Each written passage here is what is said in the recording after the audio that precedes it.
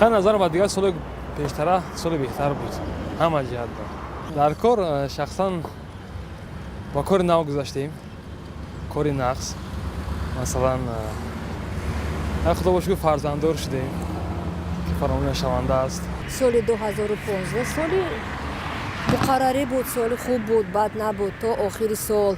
متاسفانه من ماه آخر سال مرا بسیار غمگین کرد چون استاد اولینم درگذشتند، اپای مهربانم درگذشتند، دوگانه خوبم درگذشتند.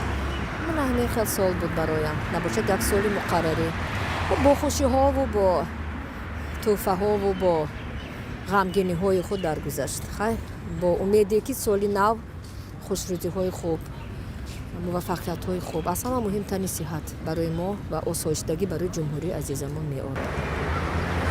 Нет таких воспоминаний. سال بهترین بود برای من سالی با برار بود. همچون نفق اکرام که باشم اگر ساق سلامت بودم سال ساق سلامتی خوب گذرانیم سال 2015 میخوایم که در سال 2016 بود بهتر شد. سری وقت نفقه دیدیم همه بهترین روزی بهترین سال 2015 برای من سال بهترین. سال 2015 برای ما سالی خوب بود. سالی با برراستی بسیار کارهای ما برای گرفت. در سال 2015 یکم کمبودی من نموند خلاصه. یکم چی؟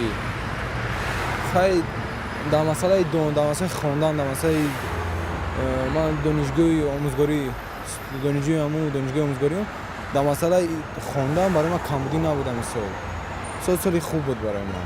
حالا نیواره دوتا نیواره شد. تینجی آمونی بود چه؟ زمان تینجی سامیلان. تینجی باشه. آینده باید تینجی باشه. بهترین سال بود، سال اولی بود و در این سال 2015 من سازوار دانشجویی کردم و برای من این سال همیشه در یادم میموند. همین کانتر پومیر داد ابخزیای همین از سبب سیل کانتر خیلی سالی چی هم نباشه نه که سالی خیلی خوب بود.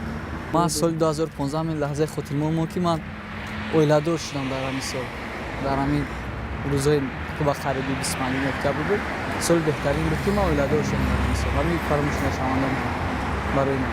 خیلی در مقطع خیلی طلبا کتن و یا این لحظه خیلی خاطرمون. همه چیزها مقصدها عمل برسید. از همین من خرسندم دنیا تینج شود، وطن من تینج شود، همه وقت همه خیل همه چهرش خندش سرش بلند شده وطن من آباد کنیم. سالی خوب بود، سالی برای بود و ما طلبه مکتب که هستم خیلی خواندم، خیلی خوب بود سال و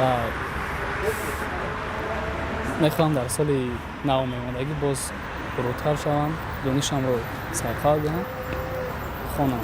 اکنون این سال 2016 داد همه بنابرای مشکلی ها رو در سال 2015 فراموش میکنیم. در 2016 از سر